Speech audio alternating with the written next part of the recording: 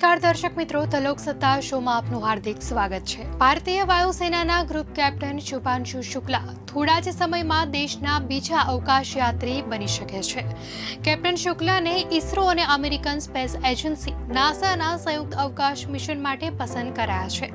આ વર્ષે ઓક્ટોબર બાદ તે આ મિશન અંતર્ગત ગમે ત્યારે ઇન્ટરનેશનલ સ્પેસ સ્ટેશન જઈ શકે છે। આ પહેલા રાકેશ શર્મા 1984માં સોવિયત મિશન સાથે અવકાશમાં ગયા હતા। શુક્લા પ્રાઇમ અંતરિક્ષ યાત્રી હશે। ઇસરોએ શુક્રવારે એક્સિયોમ 4 મિશન માટે કેપ્ટન શુભાંશુ શુક્લા સાથે ગ્રુપ કેપ્ટન પ્રશાંત બાલકૃષ્ણન નાયરની પસંદગી કરી છે। નાયરની પસંદગી બેકઅપ માટે કરવામાં આવી છે।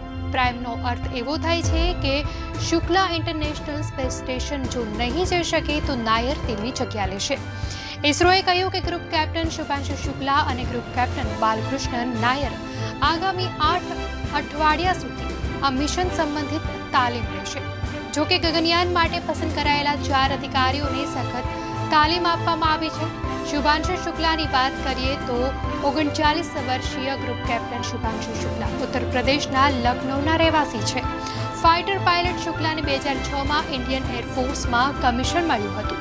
તેમની પાસે 2000 કલાકની ઉડાનનો અનુભવ છે, જ્યારે નાયરને એરફોર્સ એકેડમીમાં સોર્ટ ઓફ ઓનર મળી ચૂક્યો છે।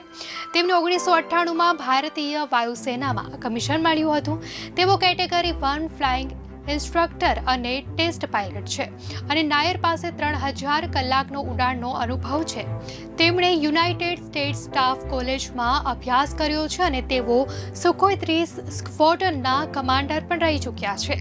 વાસ્તવમાં શુક્લા અને નાયરને ગગનયાન મિશનની શરૂઆત પહેલા ઇન્ટરનેશનલ સ્પેસ સ્ટેશન પર મોકલવા પાછળનો હેતુ એ છે કે તેમને ત્યાં પહેલાથી જ અનુભવ મળે, જે ગગનયાન મિશનમાં મદદરૂપ સાબિત થઈ શકે। ભારતની સ્પેસ એજન્સી ઇસરો આ મિશનની તૈયારી માટે સતત પરીક્ષણો કરી રહી છે। 2023માં કરવામાં આવેલા એક મહત્વપૂર્ણ પરીક્ષણમાં જાણવા મળ્યું હતું કે રોકેટમાં કોઈ ખામી સર્જાય તો ક્રૂ સુરક્ષિત રીતે બહાર નીકળી શકે છે।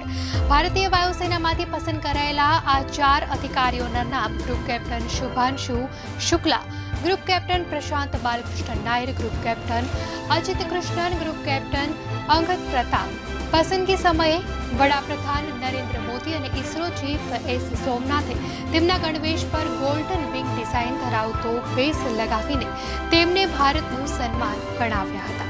તો દર્શક મિત્રો, ફરી મળીશું નવા મુદ્દા સાથે। ત્યાં સુધી મને આપશો રજા। નમસ્કાર।